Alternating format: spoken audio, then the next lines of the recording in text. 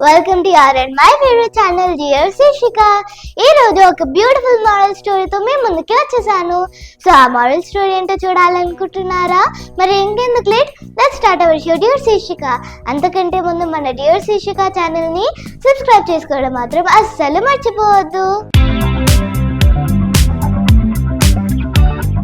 ఇద్దరు స్నేహితులు సెలవు రోజు ఊరి బయట షికారుకు వెళ్లారు. దారిలో మాట్లాడుకుంటూ ఏదో విషయంపై ఇద్దరి అభిప్రాయాలు కుదరక వాదించుకున్నారు. వాదన ఎక్కువై మొదటి వాడు రెండవ వాడి చెంపపై కొట్టాడు. దెబ్బతిన్న స్నేహితుడు అక్కడ ఉన్న ఇసుకపై ఈ రోజు నా స్నేహితుడు నా చెంపపై కొట్టాడని రాశాడు. మళ్ళీ ఇద్దరు మరికొంత దూరం వెళ్ళాక ఇద్దరికి దాహం వేయడంతో ఒక చెరువు దగ్గరికి వెళ్లారు. ముందుగా చెంప దెబ్బతిన్న మిత్రుడు నీటిలోకి దిగాడు. అక్కడ ఊబి ఉందని గమనించకపోవడంతో అతను ఊబిలోకి కూరుకుపోతుండగా వెంటనే తన స్నేహితుడు తన ప్యాంట్ విప్పి అది అతని మిత్రుడికి అందించి అతన్ని బయటికి లాగాడు. తన మిత్రుడు తనని రక్షించినందుకు ఒక బండరాయిపై ఈ రోజు నా మిత్రుడు నన్ను ప్రమాదం నుంచి రక్షించాడని చెక్కాడు. మొదటి విషయాన్ని ఇసుకపై, రెండవ విషయాన్ని రాయిపై ఎందుకు రాసావని మిత్రుడిని అడగగా, ఇసుకపై ఏదైనా రాస్తే గాలి వీచి అది చెరిగిపోతుంది, స్నేహితుల పొరపాట్లను మనసులో పెట్టుకోవద్దు కనుక